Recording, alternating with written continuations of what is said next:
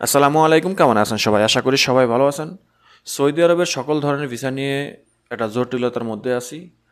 যারা সৌদি আরবে নতুন আসবেন তারা এবং এজেন্সি বলেন বা এম্বাসি বলেন, সবাই কিন্তু একটা ঝামেলার মধ্যে আছে। বিশেষ করে সৌদি আরবের ওয়ার্ক পারমিট ভিসার সকল ক্যাটাগরির জন্য তাকামুল সার্টিফিকেট বাধ্যতামূলক। এটা হলো অনেক বড় সমস্যা। দ্বিতীয় সমস্যা হলো ভিজিট ভিসা নেওয়া। ভিজিট ভিসা এখন চাইলে মন মতন পাওয়া যাচ্ছে না। এম্বাসির ইচ্ছা মতো সময় দিচ্ছে এবং সৌদি আরব থেকে ভিসা তুলতে গেলে সেখানে ক্যাটাগরি পাওয়া যাচ্ছে না। অনেক ধরনের সমস্যা, আর এই সমস্যাগুলো আমরা জানি যে রমজানের আগে থেকেই কিন্তু এই সমস্যাগুলো দেখা দিচ্ছে। তো এখানে অনেক কারণ আছে। অনেক কারণের মধ্যে সবচেয়ে বড় কারণ হলো ওয়ার্ক পারমিট ভিসা এবং ভিজিট ভিসা নিয়ে সবচেয়ে বড় এখন সমস্যা। আর এই সমস্যার মেন কারণ কি, মেন কারণটা আজকের এই ভিডিওতে জানাবো এবং সকল সমস্যার সমাধান খুব দ্রুতভাবে সমাধান হতে যাচ্ছে, সেটা খুব শীঘ্রই হবে। তো আশা করি ভিডিওটা শেষ পর্যন্ত দেখবেন, চ্যানেলটি সাবস্ক্রাইব করে রাখবেন এবং ভিডিওটা শেয়ার করে দিবেন যেন সকলে জানতে পারে। সবচাইতে বড় সমস্যা হলো রাষ্ট্রদূত।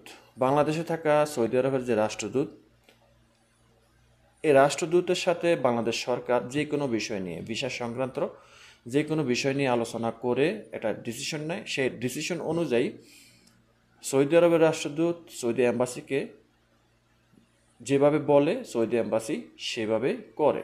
এখানে যৌথভাবে একটা আলোচনা করতে হয়। সৌদি সরকার, গভর্নমেন্ট, শ্রম আইন মন্ত্রণালয় এবং রাষ্ট্রদূত, বাংলাদেশ সরকার, সৌদি এম্বাসি সবাই মিলে এখানে যেই লোকগুলো দরকার, যেই কাজগুলো করার দরকার, সব কাজগুলো করতে গেলে সবাই মিলে ঐক্যবদ্ধ হয়ে একটা ডিসিশন নিতে হয়। তো ঐক্যমতের মাধ্যমে এই ডিসিশনটা যদি না নিতে পারে তাহলে সেই কাজটা কিন্তু হয় না। গত রমজান থেকে বাংলাদেশে থাকা সৌদি রাষ্ট্রদূত অকেজ হয়ে আছে। ভিসা সংক্রান্ত সমস্যার বড় কারণ হলো এটা, রাষ্ট্রদূত নাই। বাংলাদেশে থাকা সৌদি আরবের রাষ্ট্রদূত ইসা বিন ইউসুফ, আমরা সকলেই তাকে চিনি, তার অনেক অবদান বাংলাদেশের। তো উনি কিন্তু বেসিক্যালিভাবে রমজান মাস থেকে বাংলাদেশে নেই, রাষ্ট্রদূত হিসেবে নেই। এখন বর্তমানে রাষ্ট্রদূত বন্ধ। তো এখন নতুন করে বাংলাদেশে নতুন রাষ্ট্রদূত নিয়োগ দেওয়া হয়েছে সৌদি আরব থেকে।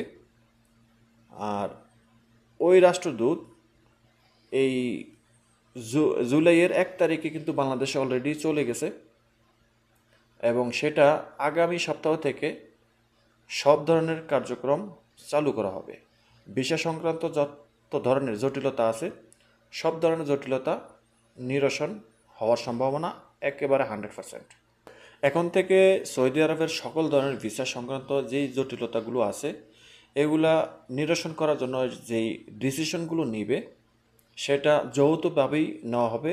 সামনের দিকে যেই পদক্ষেপ আসবে সেটা একদম কমপ্লিটলি ডিসিশন আসবে, যেখানে আর কোনো ধরনের গড়িমসি থাকবে না। তো সেটার জন্য আমরা অবশ্যই অপেক্ষা করতে হবে।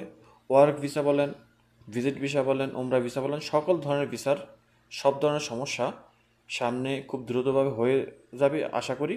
কারণ যেখানে নতুন রাষ্ট্রদূত বাংলাদেশে চলে গেছে, বাংলাদেশে এখন অবস্থান করতেছে, আগামী সপ্তাহ থেকে, এই সপ্তাহ থেকেই কার্যক্রম, অফিসিয়ালি কার্যক্রম সব চালু থাকবে। দেখেন, বাংলাদেশে এখন শুধু মাত্র সৌদি এম্বাসি আছে। সৌদি এম্বাসি তারা নিজের মতো করে চলতেছে, কারণ এখানে অভিভাবক নেই। একটা দেশের রাষ্ট্রদূত থাকা মানে এটা এম্বাসির জন্য অভিভাবক।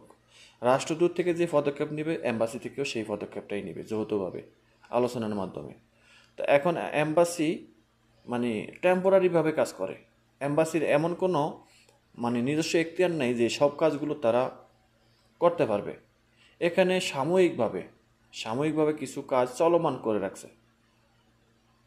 এখন যেহেতু রাষ্ট্রদূত বাংলাদেশে অবস্থান করতেছে, কার্যক্রম চালু হবে, আলোচনার মাধ্যমে যে ডিসিশনটা নেবে সেটা একদম কমপ্লিটলি ফাইনাল ডিসিশন নেবে। এরপরে আর কোনো ঝামেলা থাকবে না আশা করি। সৌদি আরবের ওয়ার্ক ভিসা নিয়ে যে তাকামুল সার্টিফিকেটের যে সিদ্ধান্তটা, সেটাও আশা করি ভালো একটা রেজাল্ট আসবে লোড আনলোড ভিসা এবং ক্লিনার ভিসার ক্ষেত্রে। কারণ আমাদের সবচেয়ে বড় সমস্যা হলো এখানে দক্ষ সার্টিফিকেট। এই দুইটা ক্যাটাগরি ভিসার জন্য বাধ্যতামূলক লাগবে কি লাগবে না, আশা করি এটার জন্য ভালো একটা ডিসিশন আসবে সামনের সপ্তাহ থেকে, আমরা আশা করতে পারি। সেই পর্যন্ত আমরা অপেক্ষা করতে হবে। তো আশা করি বুঝতে পেরেছেন, আর বেশি কিছু বলার প্রয়োজন বলে মনে করি না। ভিডিওটা শেয়ার করে দিবেন, চ্যানেলটি সাবস্ক্রাইব করে পাশে থাকা বেল আইকনটা অন করে দিবেন। আল্লাহ হাফেজ।